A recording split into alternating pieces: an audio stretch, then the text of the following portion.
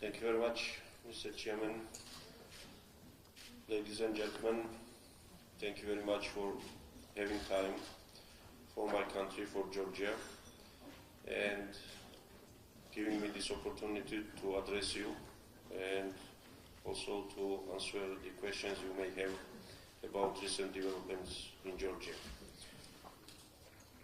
During the last 23 years, when Georgia once again started its journey towards Europe, your support to my country was essential, and thank you for that. Even now, the very fact that we are living in more or less peaceful environment, despite the fact that large parts of territory of Georgia is still occupied by Russia, it's because the monitors, European Union monitoring mission is in my country, and this is the only effective security measure which prevents things to become even worse. Thank you very much for your attention to the country and your willingness to find ways for making the cooperation even more closer and more effective.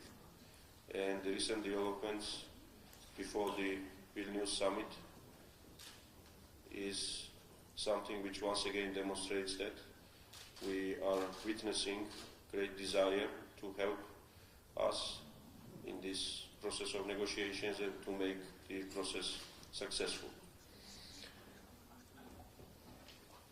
I have visited this building many times in my life, but this is first time when I came here as representative of the government. Before I was coming here as one of the leaders of the opposition or one of the leaders of NGO community, civil society, or even expert, and I understand how different it is to have this burden of government and this challenge which people carry when decisions are made on behalf of the country. The new government is in charge of the country since late October 2012, and yes, parliamentary elections of October 1st, 2012 were marked with several very important political meanings for my country. This was the first time when elections were the forum, the environment when change happened. And that's of course a shame for a country which is independent for 22 years and could not manage to establish this precedent rather early. But we finally made that, and we want to build on that. And I take the advice of Mr. Chairman about necessary change in the future when elections should result in bringing new people to the power as very serious message, very serious advice. To be honest, that was the major issue of disagreement between myself and previous government leaders, including President Saakashvili, immediately after the Rose Revolution. Then my party, Republican Party, and some other people who were together with him during the Rose Revolution, and we defeated the previous government together, we were telling to him that number one item in the agenda of democratization of the country should be how to go after the elections, how to leave the power after the elections. Unfortunately, that message was not heard, and everything was done in order to keep very centralized, monolithic power system, which finally was changed by the new government. During the last 7-8 months, we had a very challenging period because for many years we were called as street opposition because there was no space, no place for the opposition in the parliament or in local councils or even in the government, of course. And therefore there were some worries who came to the power. It was very difficult to believe that in Georgia, where for many years United National Movement was governing the country and was demonstrating very pro-Western, pro-European, pro-NATO policies, and there were opposition groups who were somehow competing or fighting against him. The very simplistic conclusion was that, well, those guys must be pro-Russian, anti-NATO, anti-European. How this kind of small country in such hard conditions could produce two sets of political leaders, political teams who are equally pro-Western, pro-NATO and so on. And we probably during the last 6-7 months demonstrated that the coalition Georgian Dream, led by Prime Minister Ivanišvili and composed by 6 different political groups, including the party which I am leading for the last 8 years, Republican Party of Georgia, member of ALDE Group and Liberal International. We have another Liberal Party, Free Democrats in the coalition. We have Conservative Party, which is making contacts with their friends, sister parties in Europe, European Conservatives and Reformists. We have new party established by Mr. Ivanišvili, called Georgian Dream as well. The name is the same as the coalition name. And they are making contacts with Social Democrats in Europe. We have National Forum, Industrial Party, so it is quite colorful coalition. But we managed to demonstrate that the foreign policy agenda for Georgia, for country, is not changing. The best demonstration of that was the resolution of the Parliament, which we passed in March. It was prepared together by the majority and minority. Minority meaning United National Movement, former ruling party, and it was adopted together, and this document underlined once again our strategic objectives. And we made it clear that Europe is our only destination we can think of, and European integration, NATO integration, has no alternative, and we are not even thinking about anything else because there is no other option for making our country secure, prosperous and peaceful. At the same time, there are some areas where new government introduced new approaches. It's about dealing with the main problem with Russia. We underline in that document that nothing can be done and will happen which will question our integration to European family. And every single issue, if we see that it contradicts to anything in this strategic direction, is not an option for us.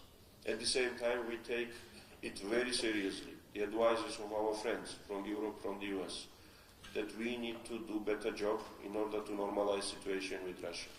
Therefore, we started identifying some low-profile issues where we started making contacts. The Prime Minister appointed special envoy in relationship with Russia, and they have conducted 3 rounds of meetings.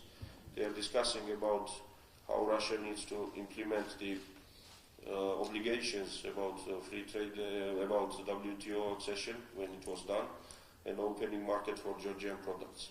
How to make it sure that Georgian citizens, who are hundreds of thousands, who are living in Russia, and about 15% of population lives in Russia, they can come to Georgia to visit their relatives and vice versa, so visa issue and travel arrangements. It's about transport connections, because as you know, after August 2008, the flights were cancelled between Tbilisi and Moscow. So on these kind of issues, we are ready to cooperate, we are ready to find solutions, including Sochi Olympic Games, for example.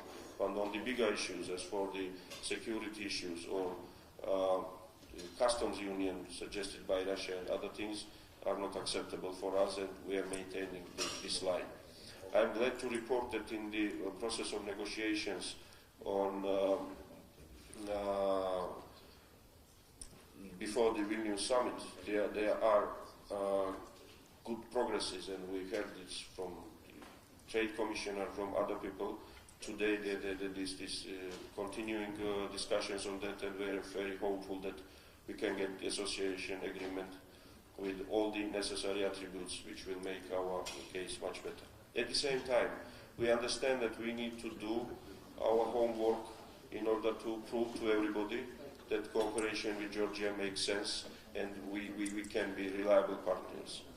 For example, the labor code, which was for years matter of disagreement between Georgian government and international organizations, and not only ILO but European Union and others.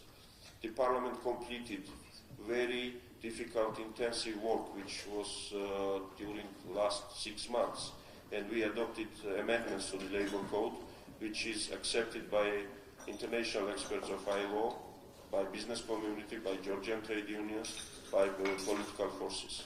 And we believe this will be a very important step forward for bringing the standards of legislation to European standards. We ratified the documents about protection of personal data, and about 2 weeks ago, special inspector on personal data protection was appointed, and she was selected from NGO community with experience in this work. Unfortunately, on personal data and on this issue, we got big problems, because the police, the new people who are in charge, discovered in the archives of police hundreds of illegal tapes, which was done during many years, and private life of many people, not only politicians, not only opposition politicians, have been taped and kept there for obvious reasons. The Minister of Interior received this decision, and these files will be destroyed in presence of special representatives of civil society to verify that these kind of things are destroyed and it will never be repeated. Because of connection to release or leakage of such kind of video materials, the first Deputy Minister of Interior, which we appointed a few months ago, was arrested and dismissed from his job, because he had, as it is easily believed, he had links to such things. We started very important reforms in judiciary. First time in Georgian history, judges received the right to elect their representatives to the Supreme Council of Justice. 2 weeks ago, there were secret elections where every single judge could nominate its own candidates. Before, it was done by so-called elections, when the Chief Justice has exclusive right to nominate candidates for that position. And judges and court system is becoming real independent from the current political leaders of the country. We started very ambitious reform in local government direction, in close cooperation with appropriate institutions, including the Commission on Regions. This draft law is prepared. We are taking experience from some Eastern European countries, namely from Poland, and we have our experts are visiting Poland and they are coming to us, and we are going to establish real self-government. Until now, unfortunately, we had quite centralized system of governance, which was believed to be very effective for achieving certain goals. But it's not effective for making people independent and to make the people responsible on their own life. We started reforms in migration policy and infrastructure. In 2 weeks' time, the law on migration will come to the Parliament, and we took this issue seriously, especially after the progress in visa liberalization issue. Until now, we believe Georgia was too free in that sense, and Georgia has visa-free regime for more than 100 countries around the world, which, of course, is something which should be changed, and we need to have better order on in our borders in order to be able to become part of different arrangements there. The issue of minorities, which is crucial for new democracies. The anti-discrimination law will come to Parliament on September. There are concrete steps taken, and it's first time when the leader of the country, namely Prime Minister at this moment, is very strict on this issue, and in his statements, in his decisions, he makes it very clear that any justification of any kind of discrimination of minorities, is that religious, sexual, ethnic minorities, language minorities, will not be tolerated, and because of some very sad events, to be mild, on May 17. Several people are arrested and the investigation is going on, including against 2 or 3 representatives of Georgian Orthodox Church, which was representatives of which were involved in the unlawful actions, I would say, on the street. We are continuing our cooperation with NATO forces in Afghanistan. Unfortunately, during the last 1 month, we lost 10 soldiers. This is 1/3 of total casualty of Georgia, which we took during 3 years of period being there. But we made it clear to everybody that because of that we are not going to step down, despite some calls from the people, and you understand when such things happen, emotions are up and there were questions why we are there and so on. The government made it clear that we are not going to step back. Even more, we committed to be with the European Union in different missions, including in Mali, and our professionals are ready to be part of the mission there. We are trying everything possible to build on successes of the previous government where there was a success. But at the same time, we have to change the things which were done not in the right way. Therefore, our task is very challenging. People's expectation is very high because we inherited the country in which more than 50% of the population believes that they are jobless. And 45% of families are registered for getting social benefits because they believe that, well, not they believe, but they are applying for social benefit because they are living below poverty level. So the success which was achieved in the country during last years unfortunately did not bring the solution of problems of citizens in our country, and we need to work very hard. Once again, thank you very much for your assistance, for your attention, for your readiness to take Georgia seriously, and for your questions and recommendations, which we appreciate a lot, and we believe we can continue in this direction, and very soon, at the end of this year, we can report that Georgia is on different, much higher level of integration with the European Union, and this will further increase the opportunities we are expecting from that. Thank you. That's enough.